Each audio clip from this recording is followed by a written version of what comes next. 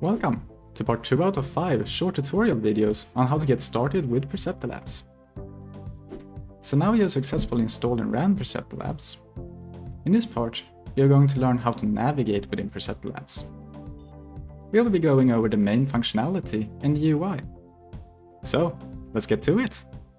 The first thing you see after you log into PerceptiLabs is the Model Hub. This is where you can keep track of all your different models.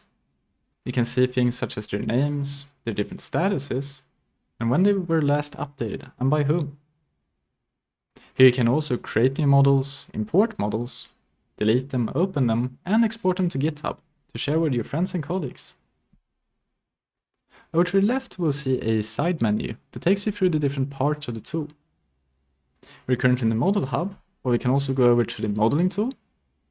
And in here, you would build out your model using the drag and drop interface.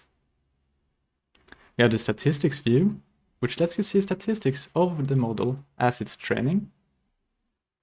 And the test view, which lets you run tests on the model after it's done training.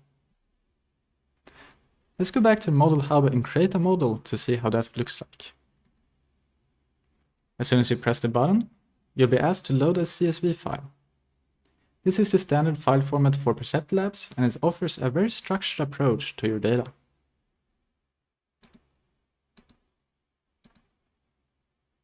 After you loaded your CSV file, you'll see this data wizard.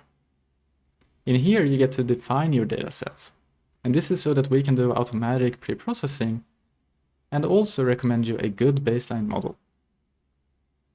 At the top you can see a little snippet of your dataset. And just below it, you get to say which column are input columns, meaning which columns will go into the model, and which columns are target columns, so which columns will the model target during training. You also get to set the data type. This will be automatically recommended and filtered so they make sense. You have a few different options here as well, and you can also pre-process. But if you're happy with your settings, you can press next to go over to training settings.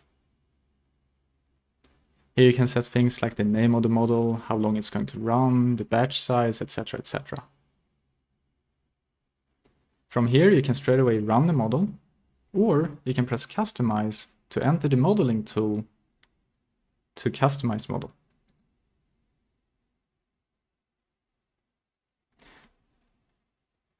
When you enter the modeling tool, you'll be presented by this workspace. In here is where you will drag and drop different components together to create your model. As you see, a model has already been recommended for us, so we can just edit that one. To add more components, you'll find them in these different menus at the very top. We have processing components, deep learning components, operations, and a custom component, which lets you custom write the components from scratch using Python. The components themselves consist of a few different parts.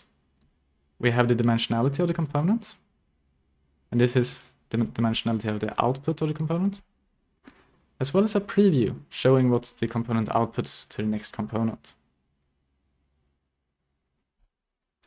If you press on a component, you can access its settings. These are the very standard settings that you would see in TensorFlow and Keras. And in fact, these settings are just a template on top of the underlying code. And this code is being custom generated as soon as you change any of the settings. If you ever want to see the code, you can just press the Open Code button. And this will take you to an editor where you can both view and edit the code. If you were to enter any error in the code, you'll instantly see how the components react, and you also get a notification which will take you to the error and highlight it for you. To revert a component, you can simply just press the Reset Component button here at the very bottom, and it'll reset back to the original format of it.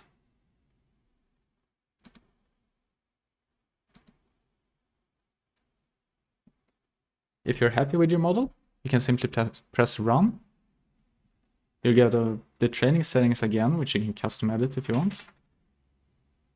But this is something we'll do in the next part. The last thing I want to show in this part is this question mark. If you ever get stuck or need any guidance, you can press this to either enable tips, see the checklist again, or send us a direct message which we can answer. Okay, now you know the main parts of PerceptiLabs UI. If you want to learn any more details, visit our website, PerceptiLabs.com, and check out our documentations page. You can also find more information on how PerceptiLabs is designed in our technical overview document under the Resources tab. And if you have any questions, troubles, or suggestions, please visit our forum at forum.perceptlabs.com or reach out to me directly at our Slack channel. Now watch part 3 and learn how to build a model from scratch and see how easy it is to debug and interpret your model in PerceptiLabs.